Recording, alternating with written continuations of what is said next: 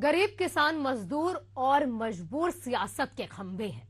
छत्तीसगढ़ में गांव गरीब किसान मजदूर पर राजनीति तो सालों से होती है, मगर अब कुछ दिनों से गरीबों के आशियाने पर भी सियासत जमकर होती है। पिछली सरकार ये दम भरती है कि उसने गरीबों के सर पर छत मयस्सर करवाई है। दूसरी ओर सत्ता में बैठी सरकार यानी कि बीजेपी की सरकार का ये आरोप रहता है कि कांग्रेस ने तो गरीबों के आवाज को अटकाने, भटकाने और लटकाने के काम किए हैं। आखिर गरीबों के आशियाने पर अड़ंगा किसने डाला? रिपोर्ट देखिए।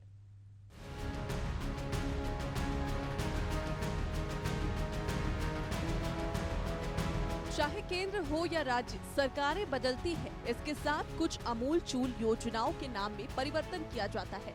जिस तरह कांग्रेस की जब सरकार थी 1996 में, तो इंदिरा आवास योजना से इसकी शुरुआत हुई, जो अब 2015 से प्रधानमंत्री आवास योजना का रूप लेकर धरातल पर दिखाई पड़ रहा है। इस योजना का लक्ष्य यही है कि गरीबी रेखा से नीचे जीवन यापन करने वाले हर परिवार का अपना खुद का आशियाना हो, और इसी मंशा के साथ राज्य और केंद्र सरकार मिलकर गरीबों को आशियाना बनाकर देने की योजना बनाई गई, जिसके लिए साय सरकार ने 2024-25 में 8,369 करोड़ और 2025-26 में 8,500 करोड़ का बजट रखा है, और अलग अलग माध्यमों से 18,12,000 से अधिक आवास प्रदेशवासियों को देने का दावा किया। लेकिन छत्तीसगढ़ में कुछ वर्षों से गरीबों के इस आशियाने पर राजनेता अपनी रोटी सेकने में लगे हुए हैं। जब कांग्रेस सत्ता में थी, तब विपक्ष में बैठी भाजपा सड़क से लेकर सदन तक आवास की लड़ाई लड़ रही थी, और आज सत्ता पर काबिज भी हो गई और 18 लाख आवास बनाकर देने का वादा कर रही है।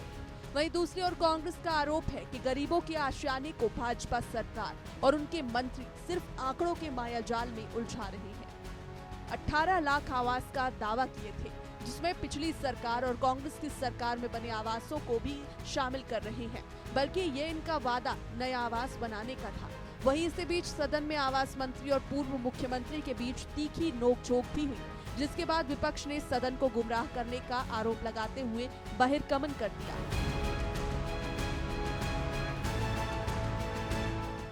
सदन में गरीबों की आवास के मसले को लेकर जब सवाल खड़ा हुआ, विपक्ष और सत्ता पक्ष के बीच वार पलटवार हमेशा सदन में देखने को मिला है।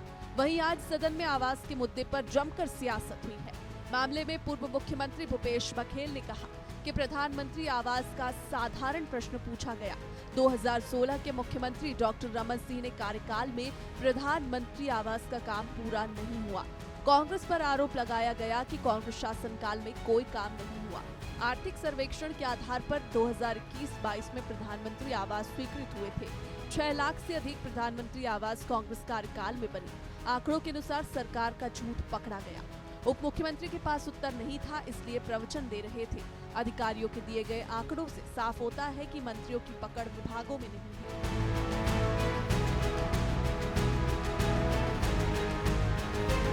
आवास योजना कितने हैं, आवास प्लस में कितना है, आवास प्लस प्लस में कितना है, वो भी उत्तर नहीं दे रहे थे। प्रवचन ही नहीं कर रहे थे तो क्या कर रहे थे? वो उत्तर उनके पास था नहीं।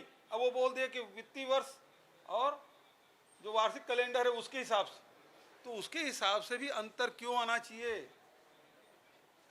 अंतर थोड़ा बहुत हो सकता है, लेकिन 13,000 और 1,65,000 में बहुत अंतर होता है। और 6 में यदि वित्तीय वर्ष के हिसाब से करें तो आर्थिक सर्वेक्षण में 24-25 में आपने 6 कहा, और पुन्नूलाल मोहल्ले को वार्षिक वित्तीय वर्ष में 13,000 आपने उत्तर दिया, 13,170। तो दोनों आंकड़े में अंतर क्यों? 6 और 13,170 में बहुत अंतर है। तो आपके आंकड़े ही गलत हैं। तो ये कौन बनाया इसको उत्तर?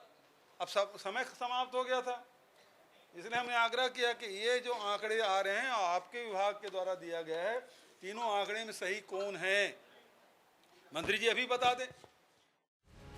सदन में हंगामा और विपक्ष के बहिर्गमन व तमाम आरोपों को लेकर पंचायत एवं आवास मंत्री विजय शर्मा ने पलटवार करते हुए कहा कि भूपेश बघेल को ये प्रवचन इसलिए लग रहा था क्योंकि पूरा ठिकरा उनके ही सिर पर फूट रहा था, और ये सिर्फ मैं नहीं कह रहा हूँ। टीएस सिंहदेव ने भी केंद्र से स्वीकृत आवास नहीं ले जाने के कारण ही अपने पद से इस्तीफा दिया था। गरीबों के साथ जो छत्तीसगढ़ में इन्होंने किया वह बहुत गलत है, और मैं कुछ न कहूँ, लेकिन आंकड़े झूठ नहीं बोलते। केंद्र से लाखों आवास स्वीकृत किए गए, लेकिन इन्होंने मना कर दिया था। उस समय जितना आवास मिल सकता था इन्होंने सारा छोड़ा है। पंचायत एवं आवास मंत्री विजय शर्मा ने ऐसा आरोप लगाकर कांग्रेस को ही कटघरे में खड़ा कर दिया। प्रवचन उनको इसलिए लग रहा था क्योंकि ये पूरा ठेकरा उनके सर पर फूटता है। ये मैं नहीं कह रहा हूँ भाई, टीएस सिंहदेव जी ने भी उस समय यही कह करके अपने विभाग को छोड़ा हुआ था। और ये आंकड़े कहते हैं, मेरे पास वो दस्तावेज है जिस दस्तावेज के आधार पर भाई, तो उस समय ही नहीं हो पाया उसको दिखाने के लिए, जिस दस्तावेज के आधार पर यहाँ पर ये राज्य की सरकार ने राशि लेने से, आवंटन लेने से मना कर दिया था।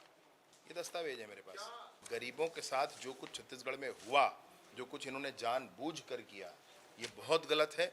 ऐसा नहीं किया जाता है सिर्फ इसलिए क्योंकि इसमें प्रधानमंत्री शब्द जुड़ गया है। अगर ऐसा किया गया है तो ऐसा किया ही गया है, ये बहुत गलत किया गया है। और आंकड़े मैं ना कहूँ, कुछ ना कहूँ, कोई बात नहीं। आप मेरे लिए सामने बहिर्गमन करके निकल जाएं, कोई बात नहीं। अगर आप वहाँ हल्ला करते हैं, नहीं सुनते, तो कह रहे हैं अपनी कथा।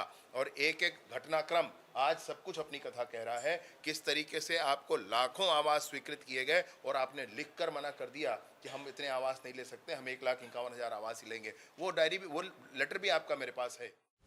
बहरहाल भाजपा और कांग्रेस की तू मैं में अगर कोई पेंडुलम की तरह लटका हुआ है तो वह इस प्रदेश का गरीब मजदूर और मजबूर इंसान है।